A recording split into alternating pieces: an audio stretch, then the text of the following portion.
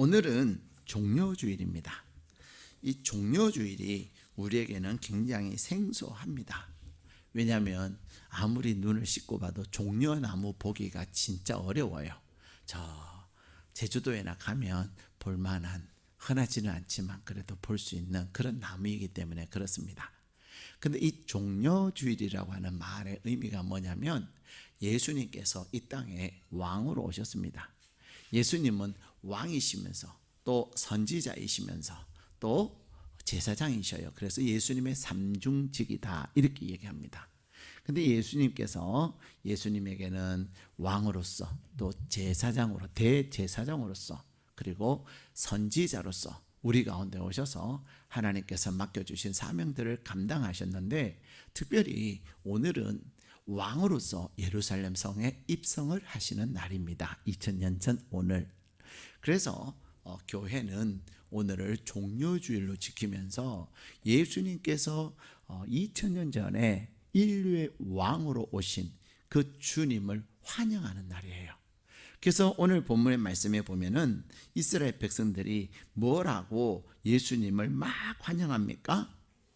호산나 호산나 이렇게 주님을 찬양합니다. 우리 9절 말씀 같이 읽겠습니다. 시작. 앞에서 가고 뒤에서 따르는 무리가 소리 높여 이르되 호산나 다윗의 왕 자손이여 찬송하리로다. 주의 이름으로 오시는 이여 가장 높은 곳에서 호산나 하더라. 아멘. 이 예수님께서 예루살렘에 입성하시는 그 순간 제자들은 자기들의 옷을 벗어서, 겉옷을 벗어서 예수님이 타시는 나귀 위에 다 이렇게 얹어놓고, 그리고 오늘 보니까 이스라엘 백성들은 어떻게 했습니까? 그들의 겉옷을 벗어서 예수님의 나귀가 지나가는 그 길에다가 쫙 깔은 거예요. 이것을 뭐라 그래요? 레드카페라고 그래요. 여러분 레드카페 아시죠? 예. 특히 영화제를 하거나 그다음에 뭐 대통령이든 또 외국의 국빈이 오실 때 다 빨간 카펫을 까는 것을 레드카페라고 합니다. 위대한 사람들, 훌륭한 사람들, 존경받을 만한 사람들, 그러한 분들을 위해서 까는 카페트를 레드카페라 그러는데, 예수님이 가시는 그곳에 사람들이 레드카펫을 깔아준 거예요. 레드카펫을 깔아준 거예요. 근데 무엇을 벗어서? 그들의 겉옷을 벗어서. 이 겉옷이라고 하는 것은 이스라엘 백성들에게 있어서, 유대인들에게 있어서는 재산 목록 1호예요. 우리는 물론 비싼 옷도 있지만은 그냥 우리는 옷을 그렇게 비싸다고 여기지 않지 않습니까? 죄송해요. 여러분들은 다 비싼 옷 입으셨는데. 근데 우리는 대부분 옷 하면은 재산 목록 1호에 들어갑니까? 안 들어갑니까? 안 들어가요. 예. 그냥 우리의 일상복이니까. 그런데 유대인들은 그들의 겉옷이 재산 목록 1호에 들어갈 만한 중요하고 가치 있는 그러한 재산이에요. 근데 그것을 벗어서 어떻게 했다는 거예요? 예수님이 타신 나귀가 가는 그 길에다 깔은 거예요. 왕으로 오시는 그분에게 이 유대인들이 내가 주님의 왕으로 오시는 주님을 환영합니다. 그러면서 그들이 뭐라고 외쳐요? 종려나무가. 자, 8절 우리 같이 읽겠습니다. 시작. 무리의 대다수는 그들의 겉옷을 길에 펴고 다른 이들은 나뭇가지를 베어 길에 펴고. 아멘.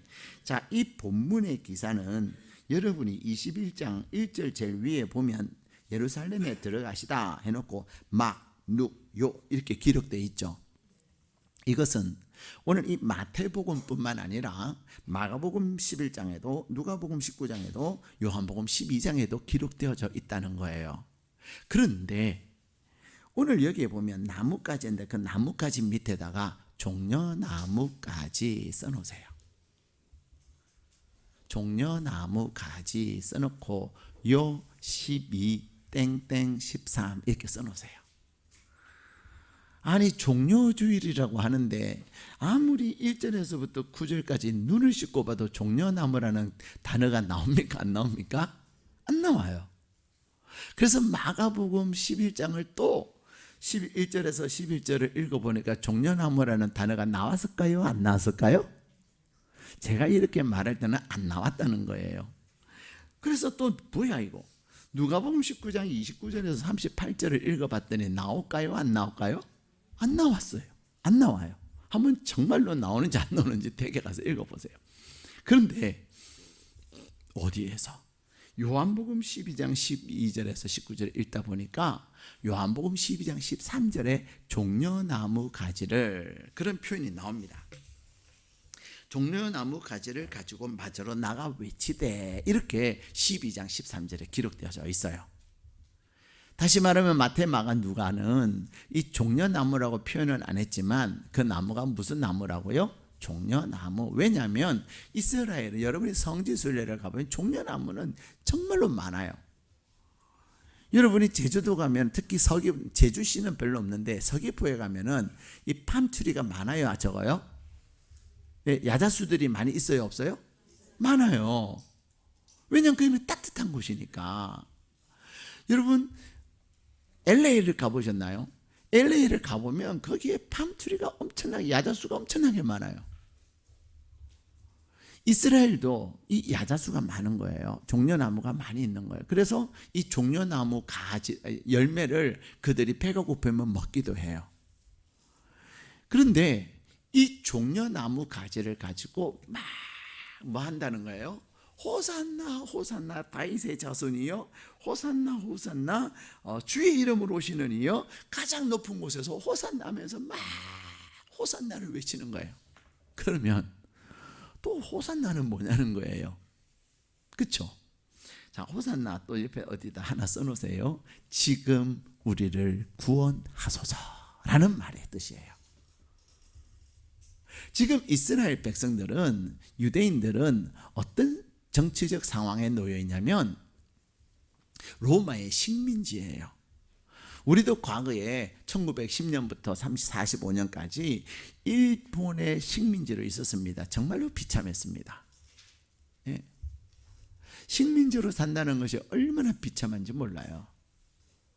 그런데 이스라엘 백성들은 로마의 식민지로 살았어요. 많은 것을 빼앗기고, 많은 것을 수탈당하고, 멸시를 당하고, 무시를 당하고, 모욕을 당하며 사는 거죠. 그런데 그러한 이스라엘 백성들을 누가 구원하시겠다고? 하나님께서는 선지자들을 통해서 이스라엘을 구원할 자를 보내시겠다고 하나님은 예언하셨거든요. 근데 이 예수님을 이 백성들은 메시아로 그들은 알았어요. 메시아로 그들은 예수님을 환호하고 있지만 예수님은 정치적 메시아로 온 것이 아니라 인류의 메시아로 오신 것입니다. 그러나 예수님께서 인류의 메시아로 예루살렘에 입성하셔서 십자가에서 죽으심으로 말미암아, 그리고 죽은 자 가운데서 부활하심으로 말미암아 메시아의 그 사명을 감당하신 거예요. 정치적 메시아는 일시적입니다. 이 세상에 어떤 정치가도, 심지어는 독재자도 영원 무궁하게 사는 분은 없습니다. 지난 주간에는 푸틴이라고 하는 러시아 대통령이 드디어 5선에 당선되셨어요. 제가 볼 때는 저분이 5선을 자기의 임기를 다 채울 수 있을까? 그런 의구심이 들어요. 네. 저거 안 했으면 훨씬 나았을 텐데, 그런 생각이 들어요. 일본의 총리가 얼마나 우리를 괴롭혔어요. 그죠? 그 총리가 어느 날 그분이 그렇게 총에 맞아 죽을 줄이야. 총 맞아 죽을 일은 미국에서나 있을 일이고 남미에서나 있을 일이지, 일본에서는 칼 맞아 죽었다면 조금 이해가 돼요. 총 맞아 죽었다는 게 이해가 됩니까? 근데 그분이 유세 현장에서 총에 맞아서 돌아가셨단 말이에요. 참 안타깝죠. 네. 그런데 그 어떤 권력도 영원 무궁하지 않습니다. 세상의 힘의 권력은 그런 거예요. 근데 우리 주님은 이 땅에 왕으로 오신 것은 독재하기 위해서, 어떤 권력으로, 힘으로 이 세상을 평정하기 위해서 오신 것이 아니라 우리 주님은 무엇으로?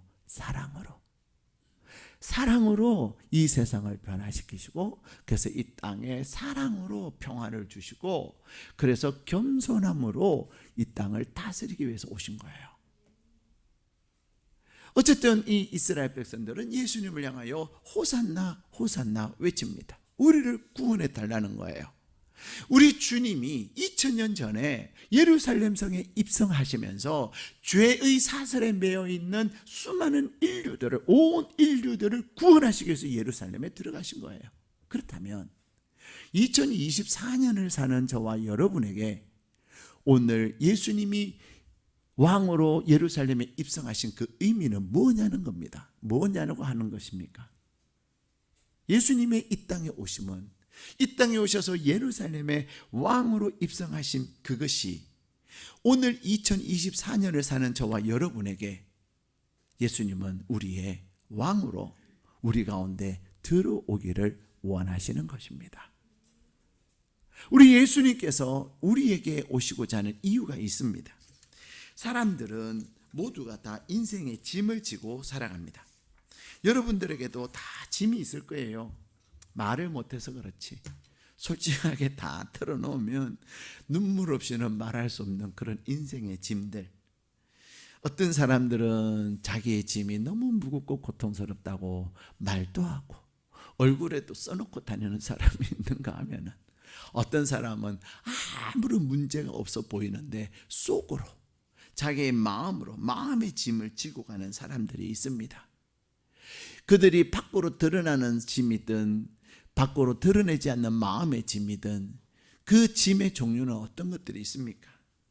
대부분의 사람들 마음의 짐이든 그들이 지고 있는 짐의 종류 중에 하나는 바로 사람 때문이에요. 여러분 짐이 있습니까? 없습니까? 아이고 5분만 있대요. 그래요. 짐 없기를 축복합니다. 근데 솔직히 짐이 없을 수가 없어요.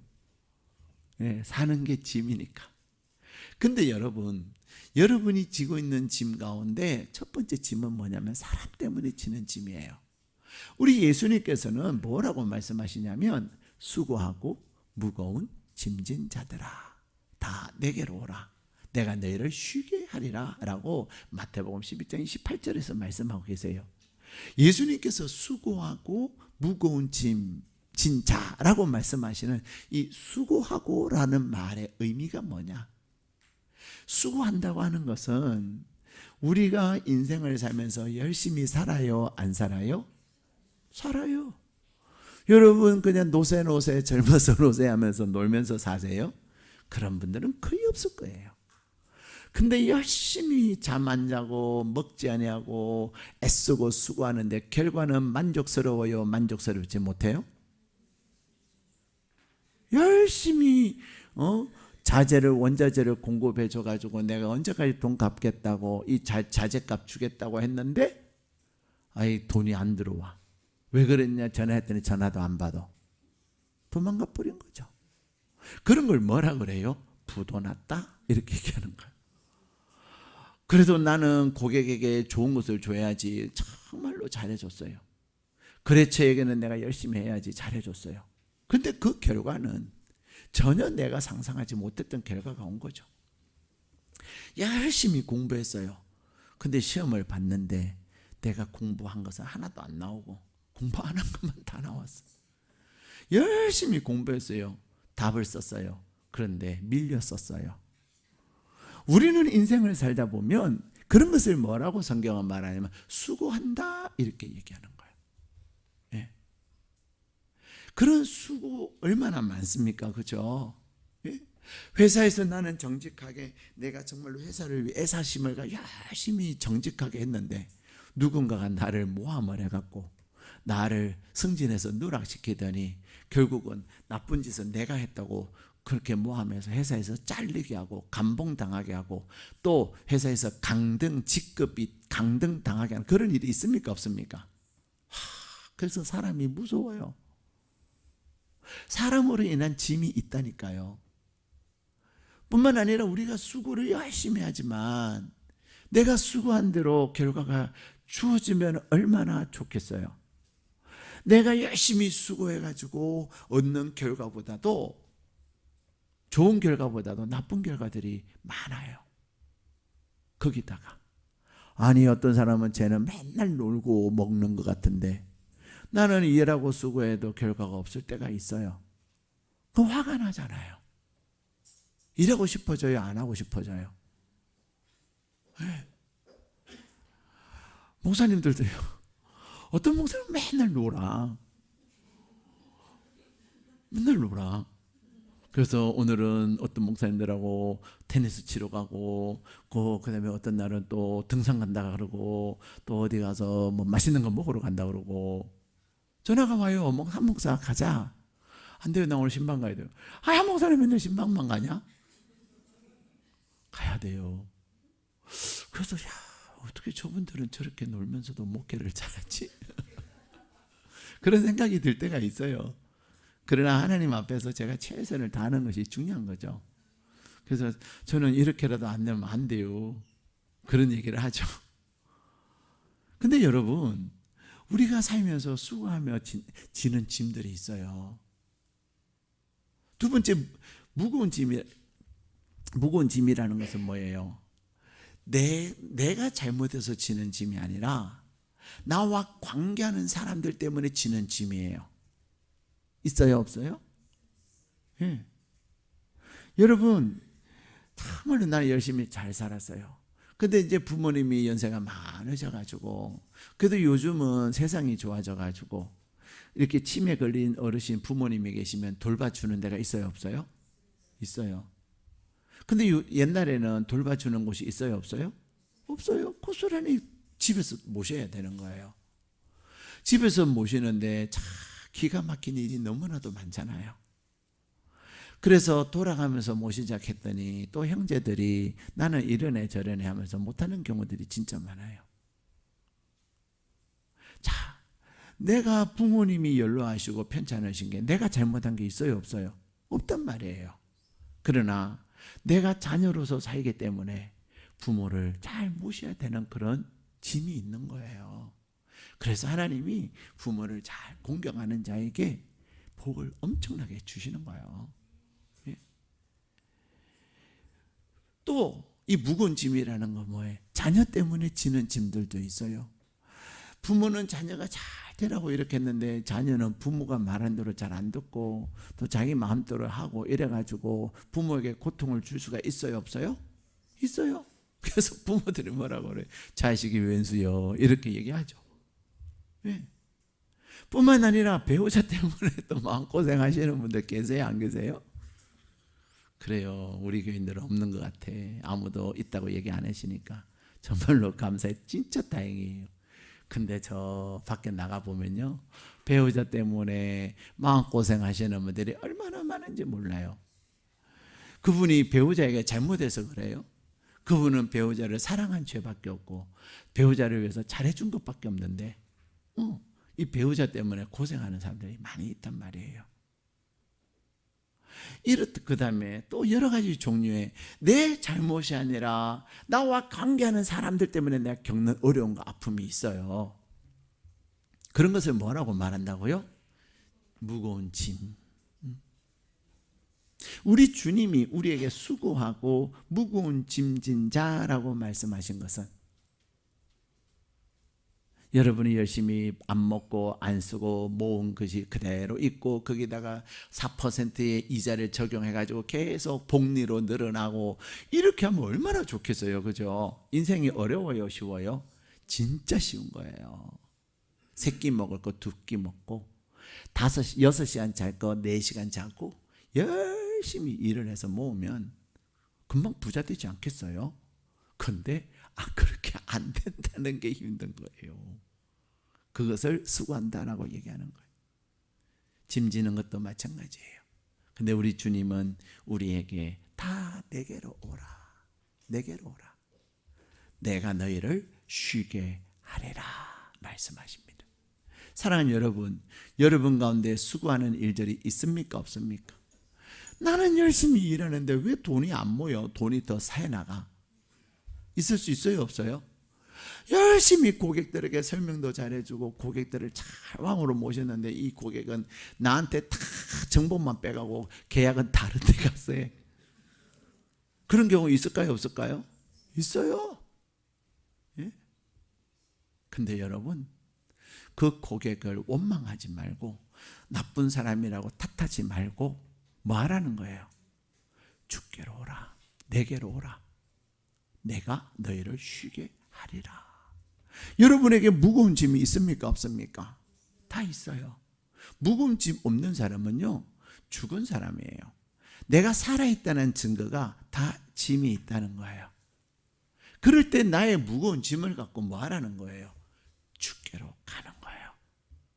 우리 주님이 우리의 삶에 왕으로 오신 이유는 우리의 수고하고 무거운 짐을 져주시고 우리로 하여금 쉼을 얻게 하기 위해서 우리에게 우리의 삶의 왕으로 오신 거예요.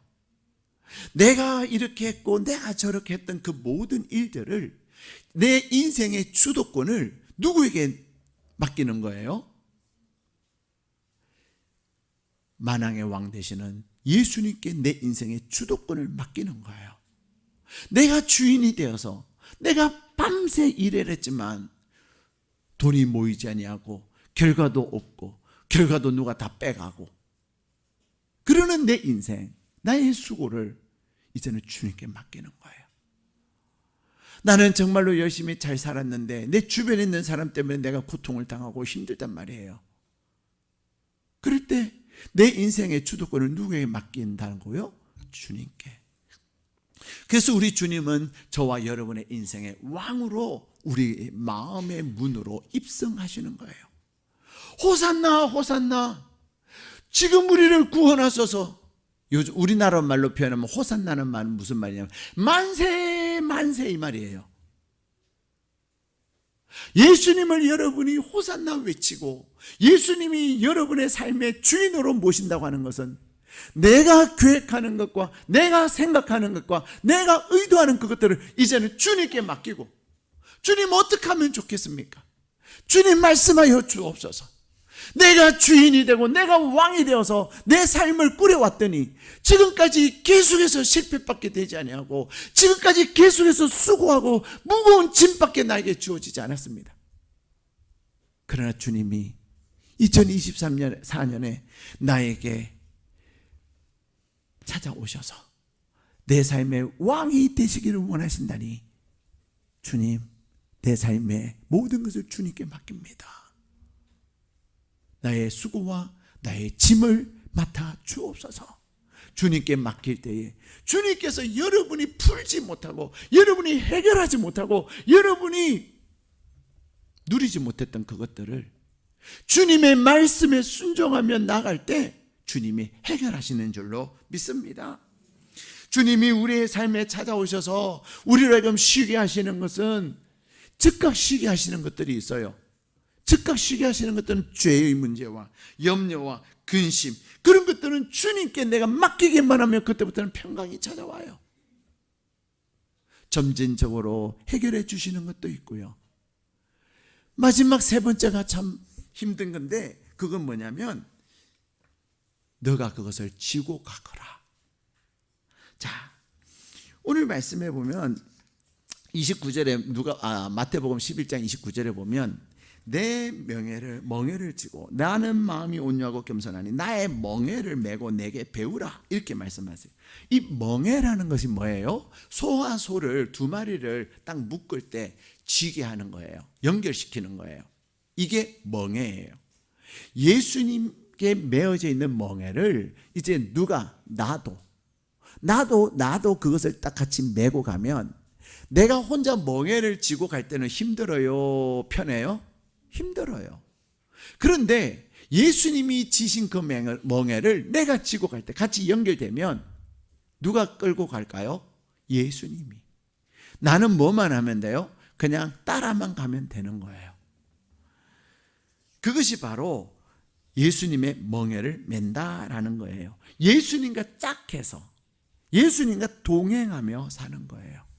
여러분의 인생의 인생이 아무리 수고하고 아무리 무겁달지라도 예수님과 함께 예수님이 져주시는 삶을 살아갈 때 그 수고와 무거운 짐이 편안하고 가벼울까요? 계속 수고하고 무거울까요? 너무나도 편한 거예요. 어떤 분이 그 가정에 태어나면서부터 장애를 가진 자녀가 태어났어요. 얼마나 마음이 힘들겠어요, 그죠? 그래서 이 부모는 늘 이 자녀가 아이를 볼 때마다 짐이 된다. 왜 내 마음은 너무 힘들다. 막 그런 얘기를 하는 거예요. 근데 어느 날 이분이 예수를 믿게 된 거예요. 예수를 믿고서는 주님이 그렇게 말씀하시는 거예요. 딸아, 내가 너의 멍에를, 너도 나와 함께 나의 멍에를 지어라. 근데 놀라운 일이 일어났어요. 장애를 입은 자기의 딸은 장애가 고쳐진 것은 아닌데 이 부모가 뭐라고 고백하는 줄 아세요? 이 아이는 하나님이 우리의 가정에 주신 선물이라고 고백하는 거예요. 뭐라고 고백했다고요? 선물이다. 이분이 예수를 믿기 전에는, 주님과 함께 주님의 멍에를 지기 전에는 자기의 딸을 사람들에게 얘기하기를 싫어했어요. 숨기고 살았어요. 부끄러웠어요.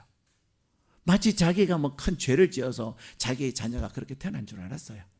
근데요, 주님이 나에게 주신 선물이고 주님이 이 딸을 통해서 놀라운 일을 행하신다는 것을 알게 되는 순간, 주님이 책임져 주신다는 것을 확신하는 순간 이 부모에게는 자유함이 있었어요. 그리고는 사람들에게 얘기하게 됐고요. 그리고 더 이상 이 자녀가 짐이 되지 않았어요. 사랑하는 여러분, 저와 여러분이, 이것은 여러분이 주님을 만날 때 경험하게 되는 거예요. 이성적으로 아무리 제가 설명을 해도, 목사님 어떻게 자녀가 장애가 있는데 편안해요, 어떻게 자녀를 사람들에게 얘기해요. 여러분, 이성적으로는 이해가 안 됩니다. 그러나 여러분이 주님을 만나고 나면, 주님의 그 멍에를 여러분이 주님과 함께 지기 시작할 때, 주님이 여러분의 마음에 주시는, 너의 가정에 준 보물이다, 선물이다, 그 주님의 음성을 듣게 될 때 여러분의 눈이 달라지고 여러분의 생각이 달라지고 여러분이 마음이 달라지는 거예요. 사랑하는 여러분, 오늘 우리 주님이 저와 여러분의 삶의 왕으로 입성하시기를 원하시는 겁니다.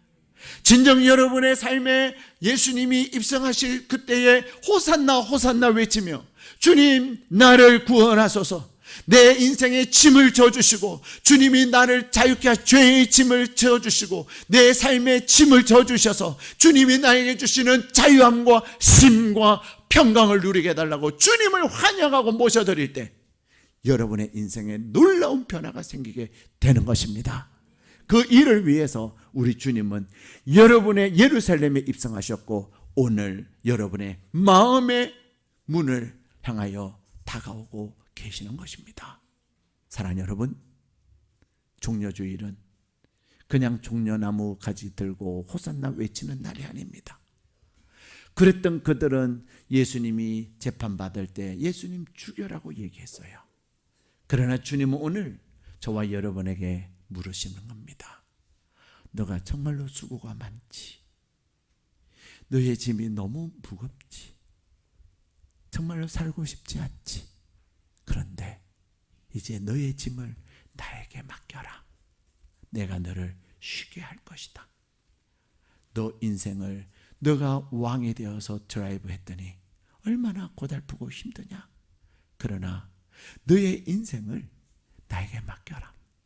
내가 너의 인생을 정말로 멋지게 하나님의 자녀다운 인생이 되게 할 것이다. 나의 멍에를 쥐고 순종하며 따라오면, 멍에를 쥐고 따라올 때 너의 짐이 가벼워지고 너는 진정한 평강을 누리게 될 것임을 우리에게 말씀하고 계시는 것입니다. 그러므로 오늘 종려주일에 여러분들도 호산나 호산나 외치시지만 진정한 호산나는 여러분의 짐을 내려놓고 주님 앞에 나와서 주님, 내 짐이 이렇게 수고스럽고 무겁습니다. 주님, 내 짐을 져주시고 주님께서 나를 온전히 새롭게 하셔서 주님이 나의 왕되심을 누리는 하나님의 자녀 되게 해달라고 간절히 기도할 때 오늘도 주께서 여러분의 삶에 놀란 은혜를 다하여 주실 줄 믿습니다.